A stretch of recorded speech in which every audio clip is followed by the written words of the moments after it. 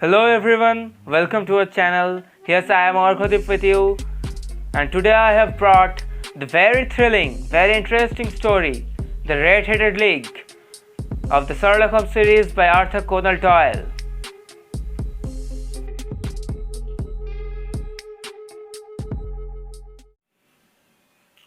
One day in the autumn last year, I called upon my friend Mr. Sherlock Holmes in his rooms at Baker Street.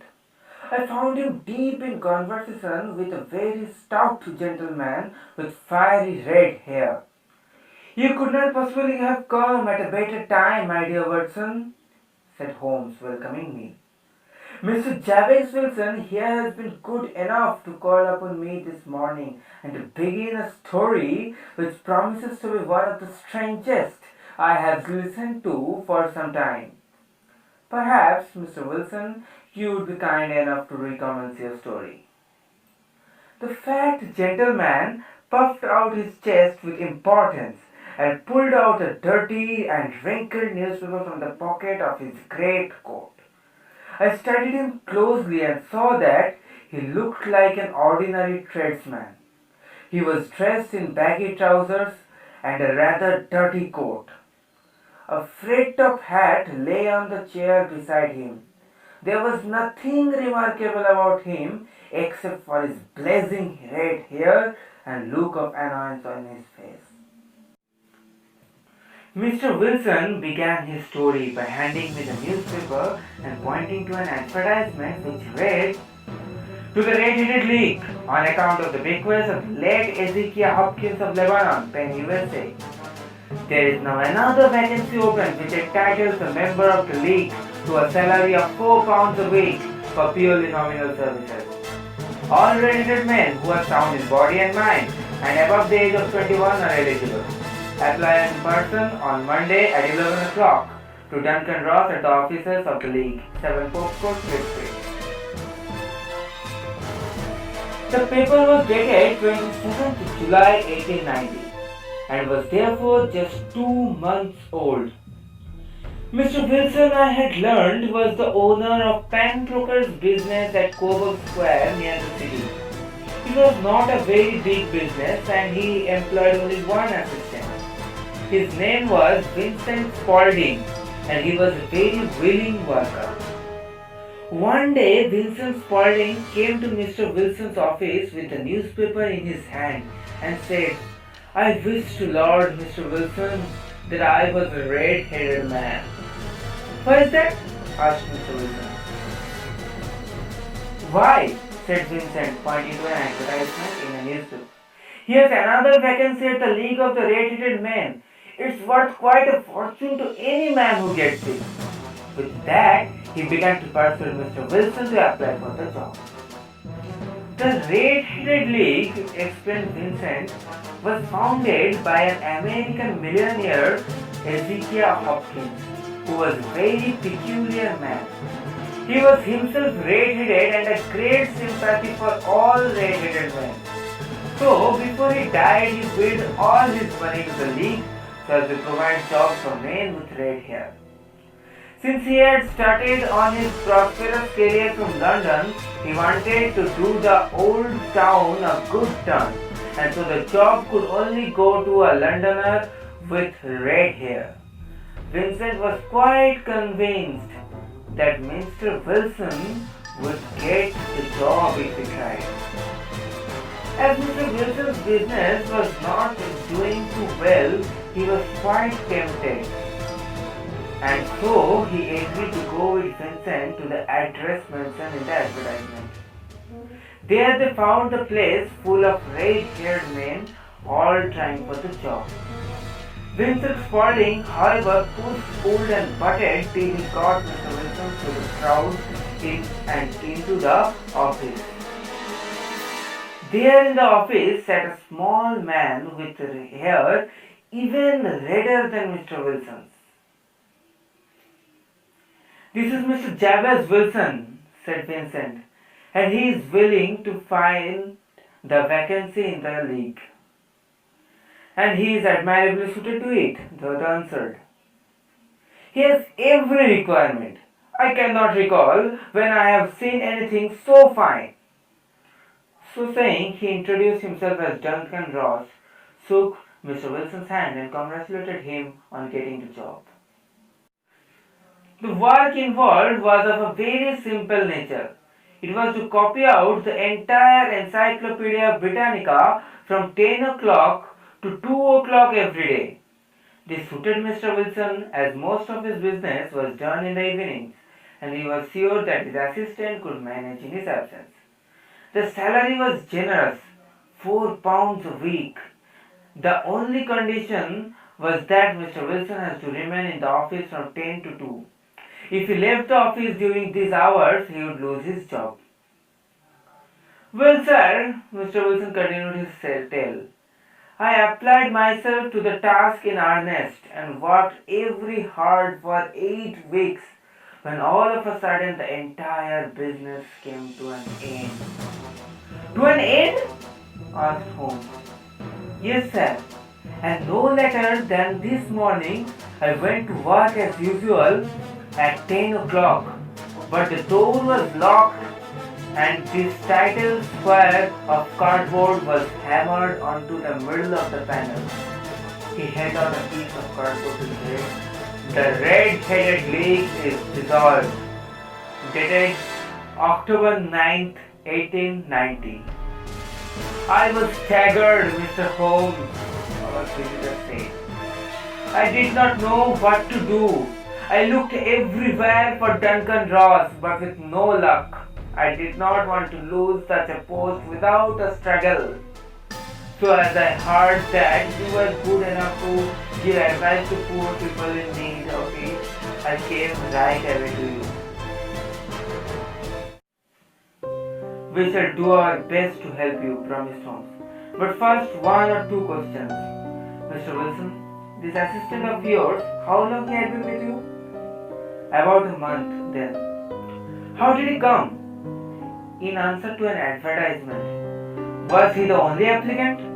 No, I had a dozen. Why did you pick him? Because he was handy and he would come cheap, at half rates in fact. Oh, he has his faults too, Mr. Holmes. Never was such a fellow for photography. He's always going down to a cellar to develop his photographs. What does he look like? This Vincent Spaulding? Small, stout build, very quick in his ways, no hair in his face. Though he is not sort of 30, he has a white splash of acid upon his forehead. Holmes sat up in his chair in considerable excitement. I thought as much, said he. Have you ever observed that his ears are pierced for earrings? Yes, sir. He told me that a gypsy had done it for his when he was a lad. That will do, Mr. Wilson. I shall be happy to give you an opinion on the subject in a day or two. Today is Saturday and I hope that by Monday we shall come to a conclusion. As soon as Mr. Wilson left, Sherlock Holmes curled up in his chair with his pipe and lost himself in thought. After some time he sprang up, as if he had made up his mind. Come, Watson, we have to work in the city, he called to me. We travelled by the underground as far as Aldersgate, and a short walk took us to Saxeburg Square, the scene of the singular story which we had heard that morning. It was a poky little shabby place with 4 lines of dingy 2-storied brick houses. The corner house had a board with Jabez Wilson written on it. Holmes walked up and down the street looking at the houses carefully. Finally he returned to pawnbrokers and having thumped vigorously upon the pavement with his stick 2 or 3 times, he went up to the door and knocked.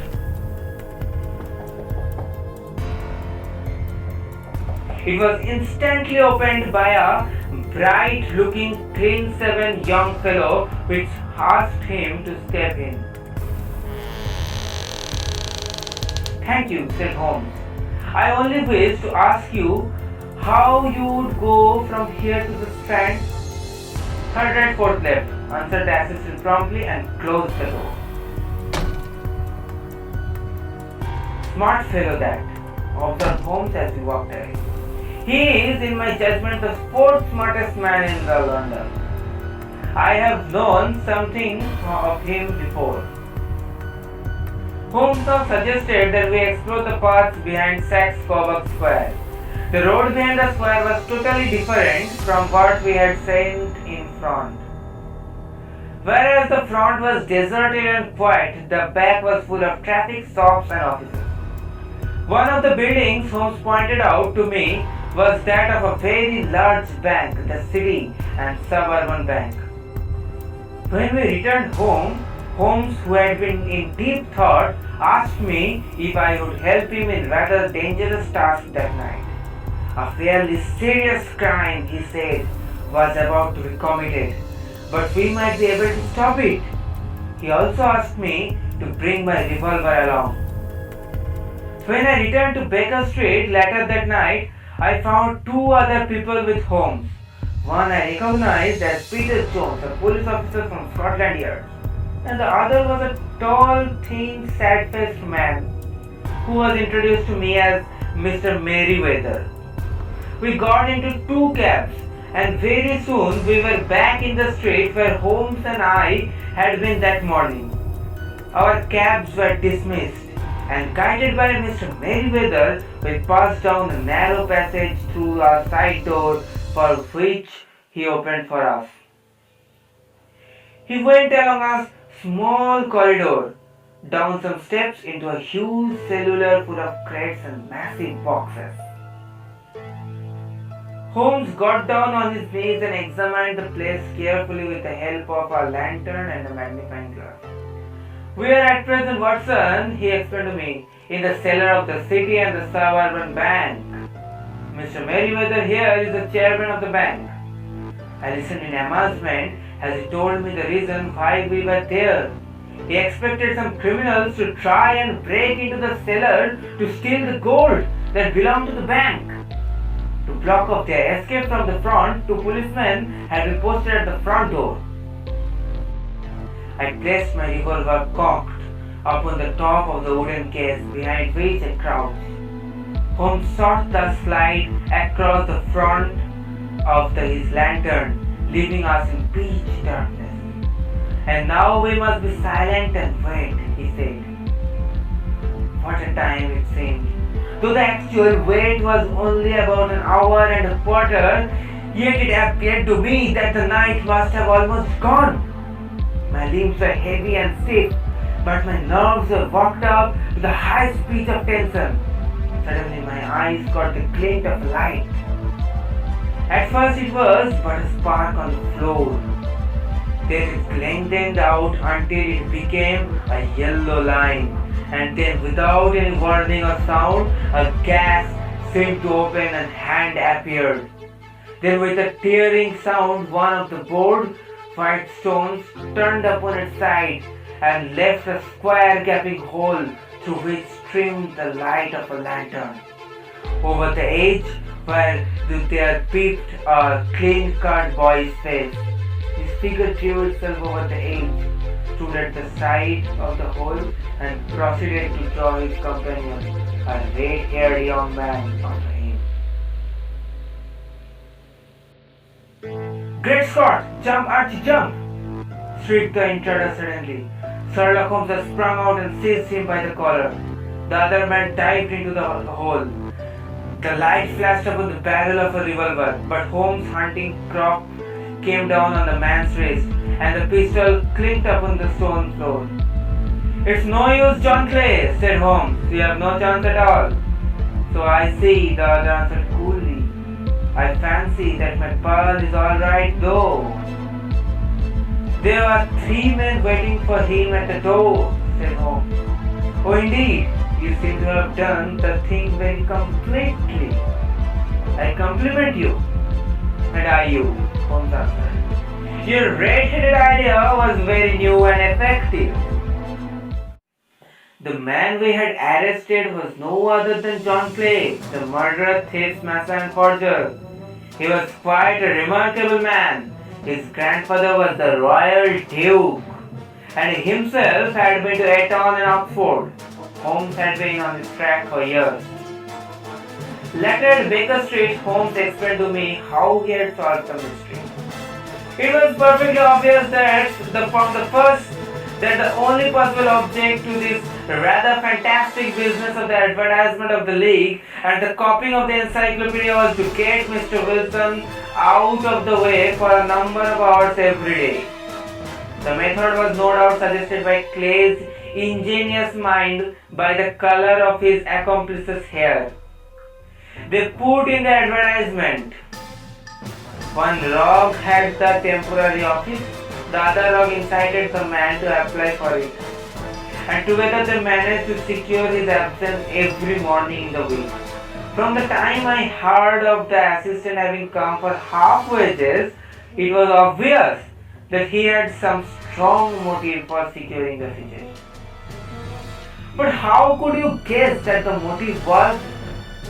I asked. Mr. Wilson's business was a small one, and there was nothing in his house which could account for such elaborate preparations and such an expenditure as they were at. It must be then something out of the house. What could it be? I thought of the assistant's fondness for photography and his trick of vanishing into the cellar. There was the end of the tangled clue. Then I made inquiries as to this mysterious assistant and found that I had to deal with one of the coolest and most daring criminals in London. He was doing something in the cellar, something which took many hours a day for months on end. What could it be? I could think of nothing, save from he was running a tunnel to some other building. When we visited the scene of action, I surprised you were beating up on the pavement with my stick. It was ascertaining whether the cellar stretched out in front or behind. It was not in front. Then I rang the bell, as I hoped. The assistant answered. I hardly looked at his face. His knees were what I wished to see. They were old, wrinkled and strained, and spoke of hours of burning furrows. I walked around the corner, saw the City and Suburban Bank adjoining our friend's premises, and felt that I had solved my problem. When we returned home, I called upon Scotland Yard and the chairman of the bank with the result that you have seen. And how could you tell that they would make their attempt tonight? I asked. Well, when they closed their league offices, there was a sign that they cared no longer about Mr. Wilson's presence. In other words, they had completed their tunnel. But it was essential that they should use it soon, as it might be discovered. Saturday would suit them better than any other day, as it would give them 2 days for their escape. For all these reasons, I expected them to come tonight. You reasoned it out beautifully, I exclaimed in admiration. It saved me from boredom, he answered, just yawning.